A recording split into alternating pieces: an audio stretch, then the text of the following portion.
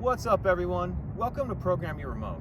Today we're going to be looking at how to add a new key to Ford Super Duty trucks, 18 and newer. This is going to be for vehicles that take the flip key. This will not work if your vehicle has push button start. So what we need to get started is two already working keys, and then we have our new unprogrammed key. And you have to have the blade cut. That'll be the only part of the procedure you can't do yourselves. So once you get yourself to that point where you have your two already working keys and your new unprogrammed key with the blade cut, we can get into the next step.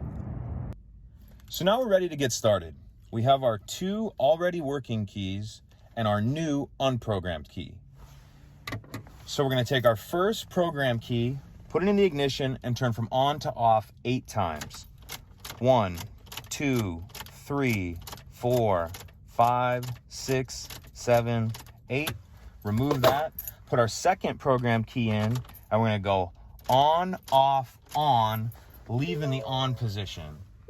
And now when our factory code pops up here, we're going to know that we need to take the second working key out, put the new unprogrammed key in, and turn to the on position. Leaving the on position. Now you're going to see that message there, key programmed successfully. So we just finished up the procedure, so now let's go ahead and test the flip key. Number one, let's test the remote part. Remotes work. Now let's make sure it starts the vehicle. And that's a working key. If you could take a second, please like and subscribe. Helps the channel out, and we'd appreciate it. Thank you.